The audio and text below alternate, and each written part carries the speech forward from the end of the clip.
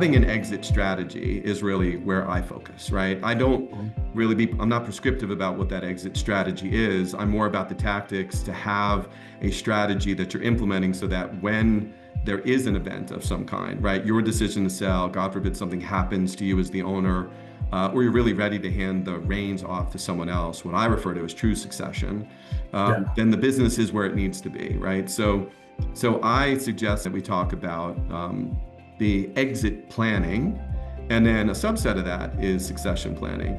All of it is a big part of what you do, as you've described it to me, is you help companies uh, build infrastructure and grow, right? I Yep. don't necessarily focus on growth, although I can and I should, and I do have these kinds of conversations, but I don't get tactical with the how to grow, right? From where they Right. are in their current state. That's where you're a big part of, I suspect, your focus.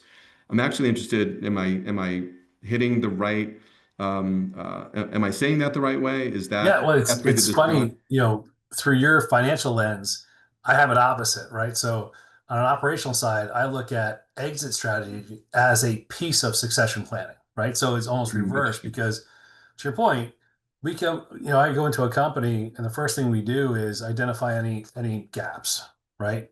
And then we build a strategic plan and we say, all right, this is where we want to be in 3 years, and we touch revenue generation, operations management, organizational development, and financial management so that we're running a tight company through that, almost like running it like it's for sale.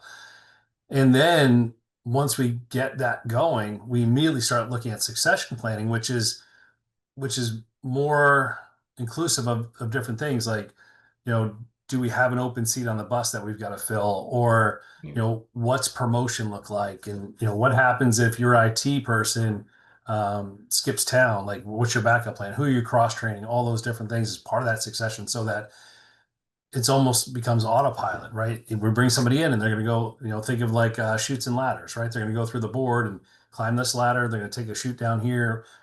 In what you want to do is set that business up so that if any cog breaks off, there's another one to back it up, right? So when you start thinking about exit strategy as the owner that's looking to get rid of it, that business is so much more sellable that you're selling a machine, right? It's not just like I'm going to sell my accounts. Right? Everybody can sell your accounts, but if you've got that machine, and if you look at some of the buyers today, they're going out looking for those operations where they can continue to add to their operations. So, but definitely a huge part of that succession planning is what do we do at the end? Because I mean, I think when I was reading and putting stuff together for a talk I did, 17% of the businesses out there have a succession plan. Like they know where they're going. Everybody else is thinking, yeah, I've got an exit strategy. I'm going to sell it, or I'm going to Right, transition it to exactly. my children or whatever else. But that's a dream, right? You know, until you put, pen to The work. pencil or yeah, Yeah, you've got to, you're hitting it on the head. You got to do the work, right? The right, the owner of the business has to ask themselves the question, and then if they have the wherewithal to lay out a plan of what to do to get to the place that they want to be when that moment in time comes, whether it's their decision or not, that's the work. And yeah, that's why you and I feel strongly that that's work that they need help with. They need an advisor, someone who's done this many times. I mean, again, to have done this now roughly 50 times, being in the midst of a transaction, whether helping a buyer through a process or a seller through the process from start to finish or midway through or even towards the end, I've taken those assignments, all the time because I get satisfaction, right? It's purpose to help someone who has a goal who isn't quite experienced enough to get there by themselves, or if right. they are, by happenstance, it's going to be very painful and chaotic, and it doesn't need to be. And again, that's the message that seems to be resonating really well as I start to do more of this work that I call prep, right? And Right. so um, but it is interesting because maybe I'm stuck on the show Succession, which is more about like the family growing into the position Right. that the business stays. Whereas you view succession as maybe that's one strategy. If there is a family member who's capable of running the business, and that's part of the work is to groom them Yeah. to determine whether or not they're capable. I just, I look at succession in that way, but you're seeing it more of like anything that someone does so that wherever they are today as the owner, they don't have to be there forever. And that may include selling the business. That's very Yeah. fascinating. And then when I talk about it or working with somebody, I think I've identified four different options, right? So you can sell it. There's plenty of people out there that want to buy it. You can transfer it to the next generation, which comes with its own set of challenges. Mhm. Um, you can hire a successor, right? You can hire a president for your company to run your business, and you just kind of sit back and play the CEO role, do what you like to do, and just monitor it. And then the other is, you just grind. You want to take it to the next level before you sell it. And sometimes I'll work with a company that says, I think I'm done. I think I want to get out. Not like the customer I was talking about Yeah. before. Yeah. I'm ready to sell, and we grew 78% last year because we put in processes and it became easier. And now he's got a much bigger, pie to sell. So when you look at those four things, it's just a lot of owners that they're just intimidated by it, right? I Mhm. mean, they think they're the only person that can run it.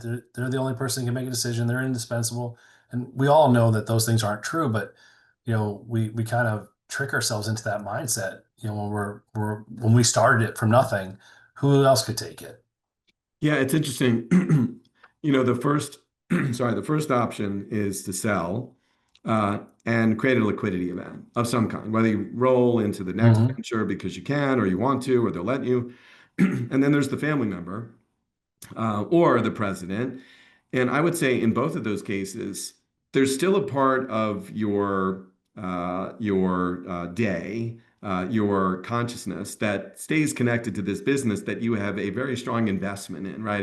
Right. If you structured it that way, and certainly if you hire a president, you can step away from the day to day, but you still care and have to pay attention to the business, right? Because it could deteriorate, and you're just not you're being passive, right?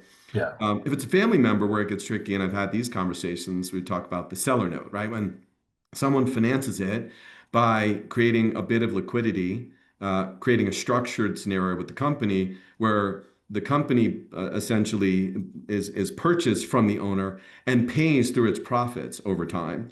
And the challenge with that is if you didn't pick the right successor, whether that's someone in your family or someone who runs the business that you do some sort of management buyout with or something like that, if the business deteriorates, guess what? You're taking it back. Yeah. So You're going back to now you're work. maybe 3 years older and into retirement. It's the last thing you want to do. And so I don't try and bias people toward the, hey, really, you should sell it, create that liquidity event, and then it's not yours to think about any longer. Yeah. But it's a really important consideration. And I have some folks where I've done some work.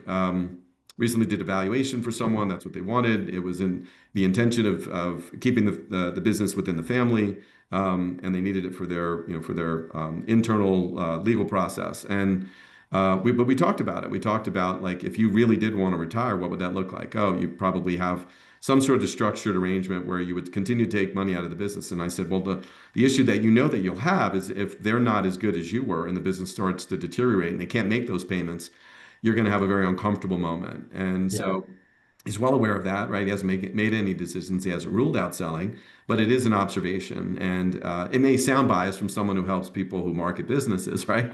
But it is an important consideration. Just like I think a lot of what you're doing is talking to your clients about things that are hard conversations. They don't really Yeah. want to have them, but they need to. And that's when I said, when you transition to family, it's a whole nother set of challenges because there's a whole nother emotional level there, right? And Right.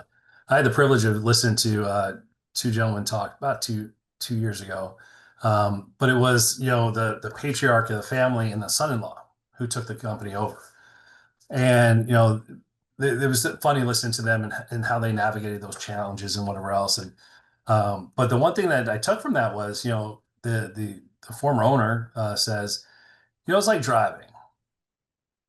I'm driving, my kids are in the car, they're just watching me. They're watching me navigate the road, make turns, adjust speed where I need to. And then it's time for them to take the wheel. And I go to the passenger seat. And now I'm watching, through through fingers, and I'm hitting my pretend brake when I need to and whatever else, and coaching along the way so we don't die. He's like, and then then it was time to go to the back seat. And then I realized, well, then the person taking over the business, realizes that you're in the back seat and now you're being a backseat driver. And so at some point you come to the thing where you pull over and you kick me out of the car and Yeah. now it's yours, right? I just have to hope and pray that everything goes well. I've given you everything I can. I've educated you. I've trained you. I've guided you. I trust you.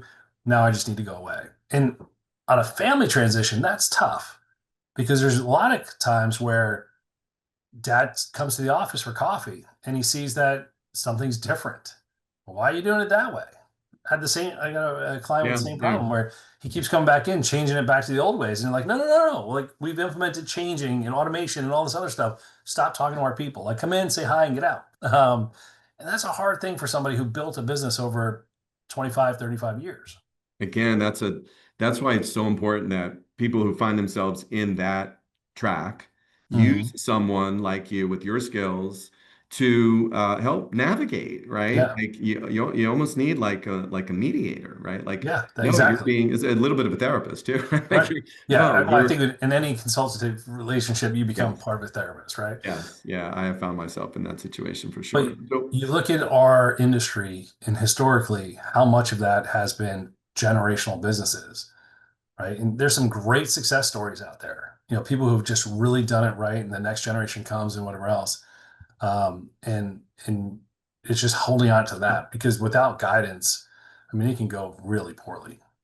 It's interesting, and this is probably that really hard part to navigate for families, parents who bring their kids into the business or they're naturally been in the business, Yeah. maybe went to college, came back, stayed in the business.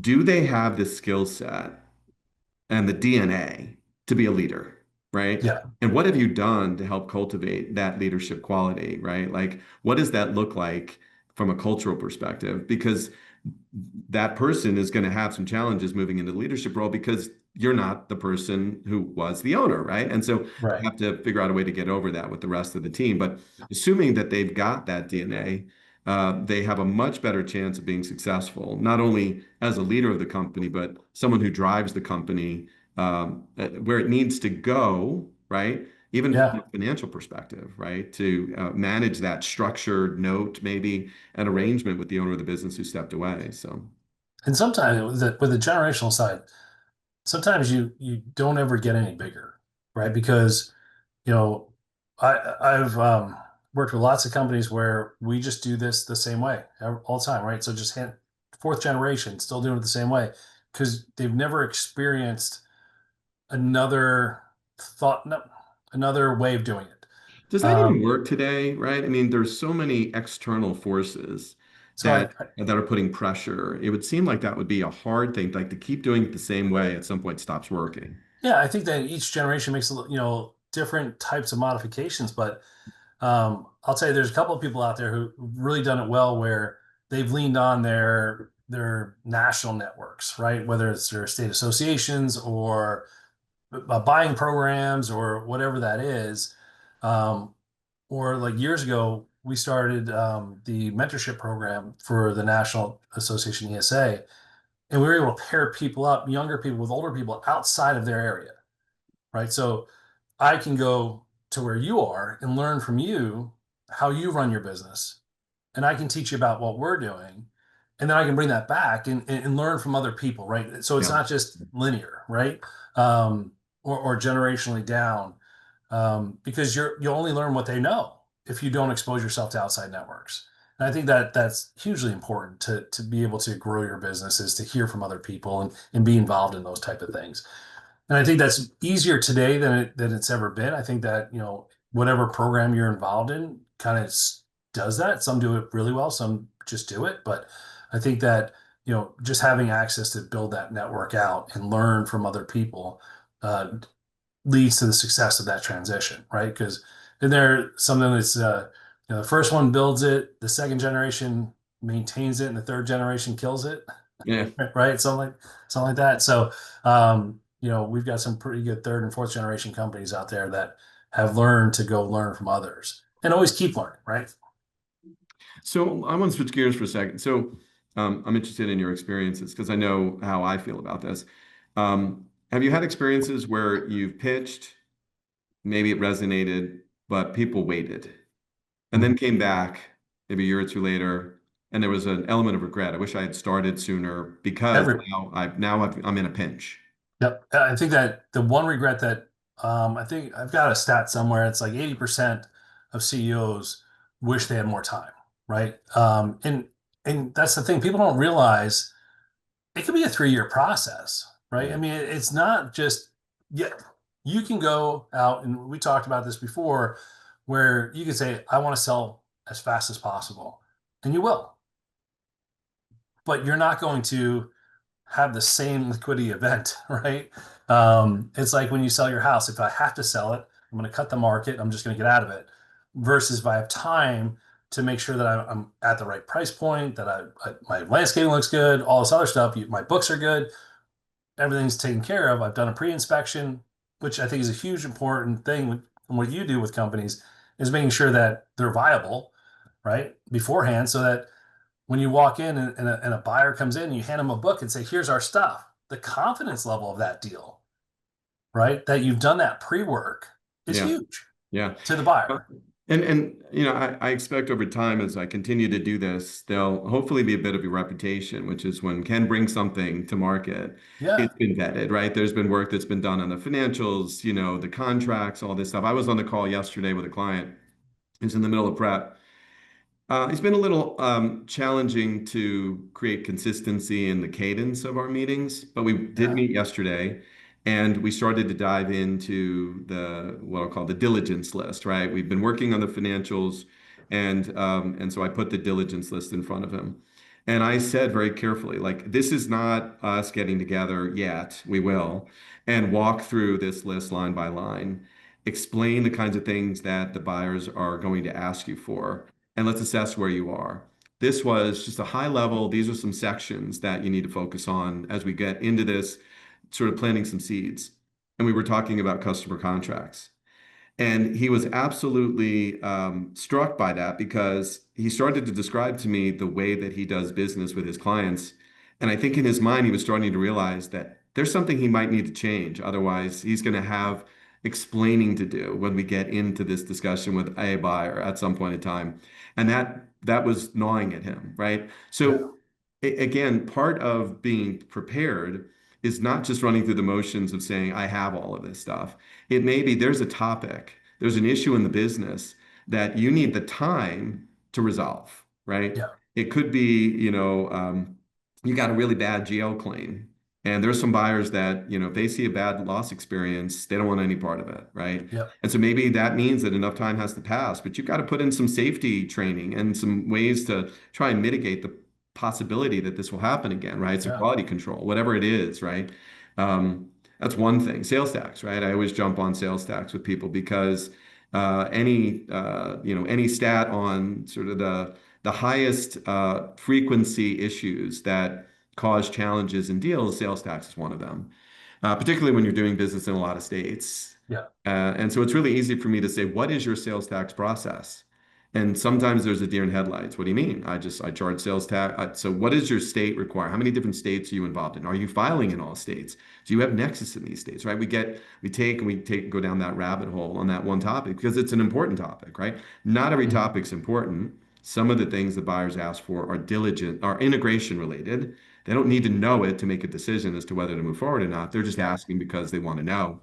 Um, so we kind of focus on the things that are the deal killers, right? And certainly the financials are, can be and oftentimes are the deal killer. You think your profitability of something, turns out when you get through a quality of earnings that it's not quite what you thought it was. And suddenly the right, purchase price is different. Maybe it's not what you were hoping for, expecting, and maybe the buyer's trying to renegotiate and you're not having it, right? And so yeah, that's why I say it's so important to go through that diligence. And what we do is we know what a quality of earnings provider is going to ask for. We've seen their diligence list now 50 times, right? They're all relatively similar, depending upon the business, right? But generally similar. And so we build a 3+ year, so plus is the stub year that we're in, financial statement by month, P&L, balance sheet, cash flow statement, and add backs. We talk about non-recurring and owner add backs. We get very detailed and granular because we know that they're going to be audited during that quality of earnings exercise. But mhm, we put it on the screen and we talk about anomalies.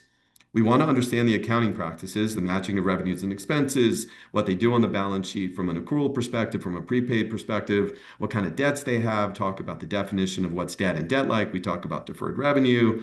And then we get into the really meaty thing in this, in the fire and security integration space, which is installation accounting. POC accounting, percentage of completion accounting. And 9 times out of 10, maybe not nine, maybe 7 times out of 10, I'm dealing with a company who has projects that should be run through POC accounting and they're not. And so what that means is you have a variance between and a mismatch between revenues and expenses, and you get all these lumpy periods of profitability, negative EBITDA, positive EBITDA. Sure. And you think maybe that's fine, but the problem is that you do year-end entries maybe, but you're not selling your business as of the end of the year. We're looking at a trailing 12 month. And so that number is the number that matters, right? And so Right. it does create some challenges when you don't have consistent monthly close accounting accrual-based practices. And so, sometimes if there's enough time, we'll change practices, we'll recommend changes. And sometimes we'll say, don't change anything Right. because as long as your practices are consistent, you don't have enough of those things that concern me that might create a material difference on the TTM basis. So, And then, big part of what if we do. you're within 12 months of selling and you go and switch all that stuff, now It's there's an audit, right? Because now we're like, what are you hiding? it's Why did you that change it? and it's an inconsistency, That's right? right. That the Q of E provider has to work their way through, which Yeah. can sometimes create challenges. So, And I think with at least with the smaller deals, if you're doing a big commercial job, you're showing all that expense up front and you're not showing the revenue for another 90 days, right? You'll see a deposit or whatever else. But yep, I think that people are used to that if you're not in that practice. And I think that for a lot of companies out there, they don't even know what POC is. it's true. Because they just run it like, cash comes in, cash goes out, or cash goes Yeah, out, cash comes in. and I try to be flexible about the necessity to implement change when it comes to Mhm. accounting practices, installation accounting practices, because I need to know more about the nature of your projects, right? Right, You may have some big projects, but if you're doing AIA billing and in that you have to show that the work was done, there's much more of a matching of revenues and expenses in those right. budgets. And then I get some customers that do a lot of small jobs, but they get 35 or 50% down. And that creates havoc in the matching Yeah, revenues and expenses, right? I mean, particularly if they're not, and obviously if they're not putting it on the balance sheet, right? That's sort of right. what this accrual accounting would require. And most companies without someone who has an accounting degree or knows the industry wouldn't, they just don't know to do it, right? Yeah. They're not doing it purposefully. They just don't know to do it. And their local CPA, listen, I have a lot of respect for local CPAs, those that do taxes, but they're not thinking about the owner of the business from a selling perspective, right? Right. They may be thinking of it from a tax strategy perspective, and that's great. And that is one of the things that you should pay attention to. But at the same time, you have to have books and present books and run the business based on what you've earned. So Mhm. that's really what we're trying to get to is like, what's the earning of the business? What's the operating profit, the EBITDA of the business? Um, so yeah, I mean, that's a big part of the work that we do. And it's important work, but it's not all the work, right? As I said earlier, Yeah. there were 5 phases and the last one's ongoing maintenance, but the rest have to do with getting into the business, the strategy of the business that would be deployed when you're having a conversation with those who want to buy, dealing with the financials, dealing with the tax diligence, doing some key metric creation. That's another thing that I'm sure you get involved in. Mhm. We build out trend analysis around things like pipeline, bookings, backlog, customer concentration. We're trying to understand if there's an issue that we need to get Yeah. ahead of or be able to explain. And then there's again, particularly in this industry, the revenue mix, right? It is Yeah. so much. You want to talk about, the one bit of advice I would give to anybody who's in this industry, find a way to grow your recurring and your reoccurring. Relative to your non-recurring installation, new construction, right? Like the grand spectrum of what buyers, as I've seen it, are looking for. If you're a business that does all new construction and that's all that you do, and you avoid the recurring and the service Yeah. maintenance contracts, monitoring all this stuff, your valuation is going to be significantly lower. And you may not even find a buyer, right? There's Yeah. buyers really want that reoccurring and recurring. We've known that on the security side, equally as so on the fire side. They want inspection, test and Yeah. inspect.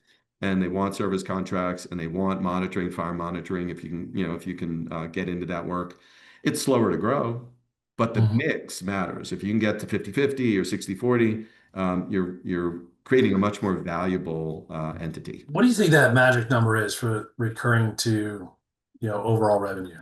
It's I would love to say it's a whole lot closer to 100%, but it's foolish. You can't get there, right? I Yeah, mean, you get the recurring by offering the installation, right? that's right. I've seen businesses that are very much about the selling the services, doing installs, maybe doing small installs, and there's something to be said about that. But you're probably not running a business that grew 78% last year. Yeah. Like And it's hard yeah, to do that.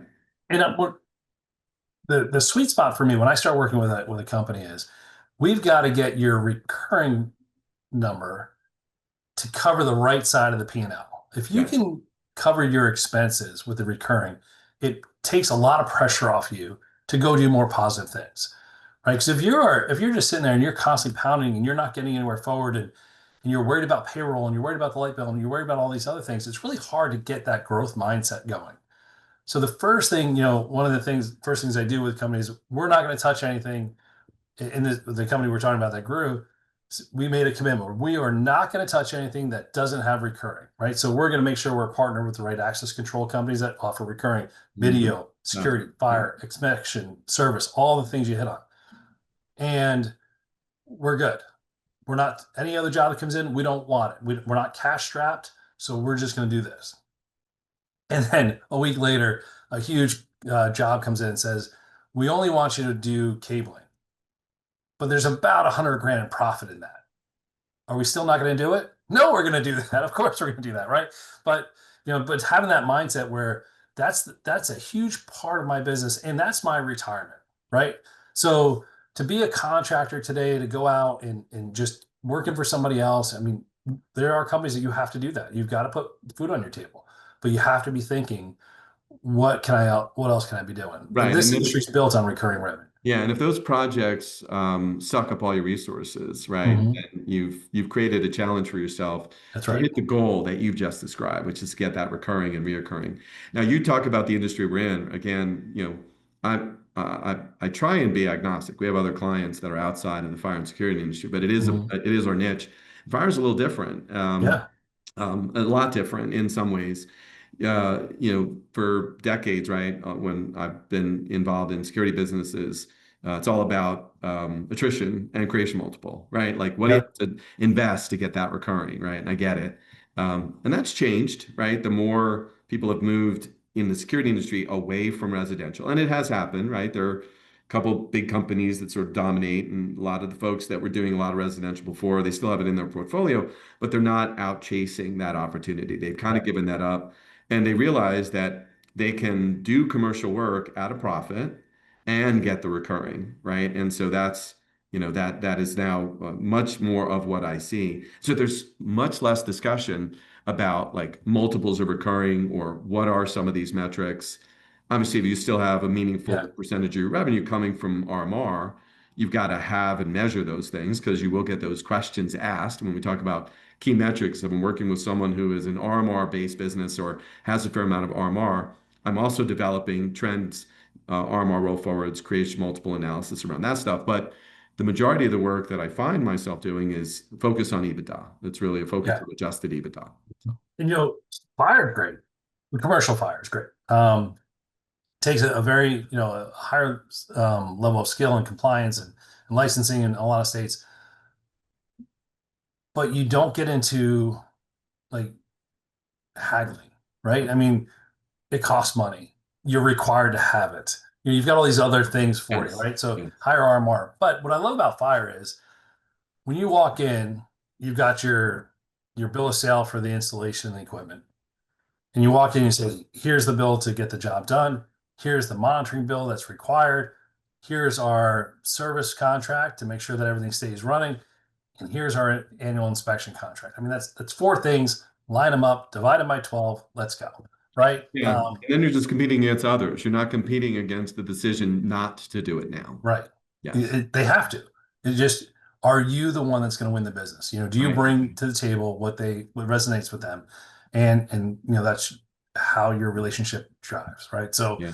um, and I think for some of the bigger fire companies out there, there's lots of transition too, right? I mean, some companies, they just get so busy, going after the next account that the relationship, fails. Yeah. And that's an Yeah. opportunity for other guys to come in and How do it. much do you focus on that, sort of managing the customer experience and That's huge. I mean, we do that for every customer. I mean, um, everything from, making sure that you've got a good handle on your NPS, right? I mean, how likely is that customer to recommend you out? That's a good tell. But I mean, when we go into a client, we look at that. And I always tell this story about our HVAC system here. Same kind of service trade. This house was built. We bought it. It was brand new. The AC is not sized right for this house, right? So we've got hot and cold zones. And that's important in South Carolina in July and August, right? You want cold zones, period. yeah. So we call a company to come out. And this guy comes in and he's been doing it for 35 years. He knows his stuff. He's kind of unpolished. He walks into the house. At the time, we had babies around, so we're real conscious about who's wearing shoes in the house. And um, he goes in and out 5 or 6 times. It's up in the attic, so he's tracking insulation up and down the steps and all over the place. And yeah, he knew what he was doing, but guess who didn't get a call back after we're vacuuming up all of his mess? Oh yeah. Oh yeah. The next guy comes in and he's a little better and he doesn't know as much, but at least he puts booties on, right? Problem is he doesn't take them off when he goes out to the truck. So like, all right, I'm following the process, but I'm not thinking through it. Do you ever secret shop with your clients or the equivalent of? It sounds like you do. You like really Yeah, know how they interact with the customer. yeah, or do follow-up calls, right? So the end of that story is the third guy comes in. This kid, he is by the book, right? Badge, paperwork, comes to the door, steps back so there's room, so it's not uncomfortable. Booties on, booties off, booties on. Now he's got to go outside 15 times to call a supervisor to find out what he needs to do. But we'll call him back because he respected the house, right? And I Yeah. think that's what happens is like whether you're going into a commercial establishment or residential, how do you go in? How do you respect that? When I worked for Time Warner Cable, we had a great process. Technician comes in the house, they knock on the door, they step back, introduce themselves, give them their badge, give them the work order so the person knows what we're doing. We've already called that customer to confirm the order the day before. They come in, they put a blanket down, they put in everything they're going to install down on that. They bring in their own vacuum, right? Nothing stays in the house. Like customer will buy, here's a trash. No, I'll take that with every little piece of cardboard or plastic. It all comes with me. And then how you do that, and then you follow up with that customer, make sure that they were satisfied and all that other stuff. You have to do that. I think we've probably got 30 slides on it that we'll go through with a client just to make sure we're doing those things. And that whether you're one person or 100, you got to do that because so much today, TCX 90% of our business is referrals. Yeah. Right? We don't do advertising. We don't go out. It's either partners are referring us or existing customers, and that's because we do a good job. We are very conscious of how that turns out. If we have a client, we've had one client where COVID killed their business, and we didn't fire them, but we laid them off because if we can't work together at that time, there's no. I don't want to just collect money, right? And they were in New York, so they were virtually shut down. Same thing with an alarm installer. If you're not constantly nurturing that relationship, staying in touch with them, send them a newsletter, once a quarter that says, "Hey, what's going on with our company?"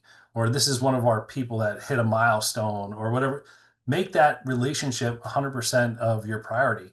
And that's how you'll keep customers. And that's how they'll refer customers because that's such a huge part of your business's referrals. And it's Right. easy.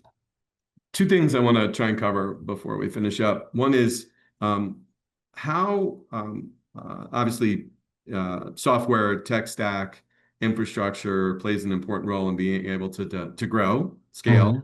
deliver good service. How much attention do you pay to that when you're doing your work? I think a lot in the beginning. So when we first engage, it's like drinking from the fire hose. We go in and we create a list, right, of every gap, and usually your tech stack, there's lots of opportunity for improvement for most companies. Some companies have gone through to a newer kind of CRM process or have that kind of built out. or they've got six, which is worse. I've got six systems I use, and you're sitting there and your people are just, swivel chair all day, and you lose so much efficiency that way. So we'll go out and we'll identify a potential solution that can consolidate a lot of that. As far as the efficiency of the business and growing it and scaling it, it's hugely important for that to be seamless, but it's hard, right? Because you've got employees who, well, I've always done it this way. One of the most money to my ears is, well, we've always done it this way. Because that just, there's so much opportunity in that statement, Right. right? For efficiency and automation. And, you go in and you tell people, like, we've got to look at every process. Can we automate it, delegate it, or eliminate it? And go through that with everything that you do. So, in the first 6 months of a relationship, we're really looking at all those things to make them more efficient. And then there's that transition where, all right, that's solid. Now we're really going to go out and work on revenue generation because we've got the system to support it. But I've got a challenge today with a customer where they would rather go back to paper. And we all know you don't want paper on a truck. It's never coming back. Right. So with all the technology out there today, I mean, you touched on contracts earlier today, and so many companies out there have some contracts, no contracts. They think they have all the contracts, and that's like the first question that a buyer is going to look at is like, hey, let me see your contract, right? And if well, let me get my tech in here. He's got about 12 in the back of his van that are going to come in crumpled and stained and whatever else. Yeah, yeah. I think you and I both agree that given the opportunity to talk to anyone, but particularly in this space because of our familiarity, there is a way for us to add value. Yeah, We don't know exactly where it's going to be until we have the conversation, that's right? right. Once we do, we're going to find a way to add value and potentially very meaningful economic value, right? Yeah, I've had many instances of that. So staying on tech stack, obviously we've talked a lot about succession planning and but clearly your business is also about ongoing uh, profit generation as well as culture and better customer experience, all of which lends to a better place for people to work. Um, on my side, right, as I talk about what my side is, we talked a little bit about supporting sellers and being prepared. At the same time, we do a lot of accounting and we do accounting and finance leadership. And I draw a distinction. I talked a little bit about CPAs, local CPAs, what they do, what they don't do. Our role, as I see it, is very different, and it's about helping companies establish good, materially accurate, timely financial statements so they can make better decisions. yeah, And so, and an extension of that is actually diving into like, who are those that need to see it, talking about who they are, training them when they're not used to seeing it, and then helping with the presentation, right? Because sometimes I put a spreadsheet on the screen and I can find 5 or 10 things to talk about that I see.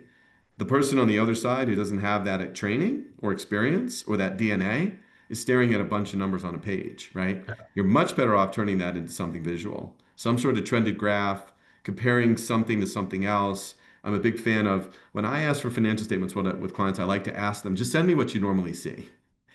And again, you wouldn't be surprised, but I get financial statements that are like moment in time, PDFs. yep, How does that help, right? You can't look at this year versus last year or this year versus a budget or this quarter this year versus same quarter last year to try and understand things about the business that you can actually influence and make informed decisions. And then connecting the dots between the financial data and the operating data, right? That's really where the magic is for those who are out in the field, and you're also creating a culture around running the business from information, which maybe yeah, doesn't exist today. And so there's an evolution to go through there. yeah, And that's all the kind of stuff that we do. I feel like we intersect in some areas, and then there are others that we're completely different, right? With the things you're focused on and the things that I'm focused. sure. But they're definitely aligned very nicely together for sure, the more we talk. And And let me tell you something. I mean, the power of data, right? You know, I heard this once before, and I think I've become famous with my clients for saying it, that if you can't measure it, you can't manage it, right? So you can't run off your gut anymore. You need data, and that, whether that's tied, and it all at the end of the day ties to your financial package, right? Whether you need to know how profitable your installs are, your service calls, monitoring all these different things. You need to be able to look back to say, hey, we did this last year. Has it had a significant change, or we update something or whatever else? If you're not looking at your reporting and your reporting isn't tangible and digestible, right? A spreadsheet isn't for most people. Um, if you can't see it, how can you react? Yeah, and I think the counter argument for those that are not of that mindset is, hey, I'm successful. It's working. Yeah, And then you and I know it's working until it isn't, right? that's Until right. there's a blip in the economy that affects your business or you lose a big client, and now you've got no way of knowing how you're going to survive through that cash flow crunch. Or Right. if you want to go to to a bank, come to me in 6 months or 12 months when you have really good financial statements and you can Yeah. show And me it's just a you're under, delay. or you want to sell it. I like all of those Yeah. are reasons why you need to move away from this notion that you're okay the way that you are without good data. I think that two main things that people should be focused on when they're thinking about exit planning or succession planning is expectations and timing, right? I mean, clear expectations, not just for you, but for your team. Yes. And, historically, we want to hold all that tight and say we're selling and tell everybody last minute versus having them part of that process, right? And I think that the more people you include, the better your expectations will be planned. And the other side is timing. It doesn't happen quick, right? Banks don't look at the last 3 months; they look at the last 3 years, Yeah. right? So doing those things today, like for anyone to come to you, Ken, and say, "Fix me now and let me run for the next 10 years." I did a whole class on succession planning for CASIA, which is the Connecticut Association, and I asked the question, when did you start working on your exit plan? And one guy stood up and he goes, the day after I started. Like I started my business, I did a couple of jobs and decided I've got to figure out how I'm going to get out of this eventually. Yeah. But I mean, that's powerful. If you have Yeah. that, if you run your company like it's for sale, you're not wasting money. You're making smart decisions. You're growing, you're doing all these things because today people don't want to buy a a an asset that's depleting, right? They want to buy a growth machine. If you can sell on your way up, you sell for higher multiples on whether that's EBITDA or RMR than you do as you're a trading business and losing, right? So 100%, 100%. Yeah, you don't have to spend too much time with buyers to know that's what they're looking for. And by the way, right. it's intuitive. Yeah. Yeah. So especially, if you're trying to find the highest valuation, right? You have to have Right. that solid story, and you Yeah. need to build that story, and then you need to execute against the story so that in fact that's what you can present when you're ready to go through that process. So That's yeah, right. listen, I love that. I love that prep. Another pitfall that someone was talking about with EBITDA, with more and more deals going to EBITDA as more PE companies come into our industry and they work better that way. A lot of companies show very small profit intentionally, right? Because they don't want to be taxed on it. And then you look at EBITDA and you're like, well, how's that work? Right. And then you add backs and all those things. But Yeah. if you know you're 5, 6 years out from that, you can manage that better than if you're 90 to 120 days out. Yeah, I think, and this is very misunderstood. There is a way, and this is why you need some assistance, to run your books on three bases. One is accrual, so that you can Hmm. really understand your profitability. Two is tax, so you can minimize your taxes. And three is on a cash basis, so you can Yeah. really see what your cash flow looks like, right? And when you're there and you're doing all three of those things solidly, and you can do that, you can't do it all in the same accounting system. You have to have Right. some sort of reconciliations on the outside. But at the same time, that's why, from my perspective, it's accrual on the inside of your financial statements, and you're running reporting on your cash, right, Yeah. through your bank or whatever, to show your receipts and disbursements, and then build out to a forecast. These are all things that we help companies with. And then the third is tax, right? And so, there are offline books that happen that a tax provider will take your financial statements, they will make adjustments, and then they're running the tax books in their accounting system, right? And Yeah. it all works. It's when you start, taking and doing tax entries inside your accounting system, your operating accounting system, that you lose the ability to actually see what your profitability is, That's right. or you have to do it offline in Excel, which at some point that's just not the ideal scenario. So, Yeah. In the old days of the old black book and the other ledger, right? yes, um, exactly, yeah, exactly. So, listen, Robert, really enjoyed this conversation yeah. and look forward to having more of them. And uh, uh, I think what we're doing is really important, right? We just have, to continue to spread the word and the message, and Yeah. hopefully something like this will help us do that. So, All right. Well, Ken, thank you for setting this up, and we'll do it again.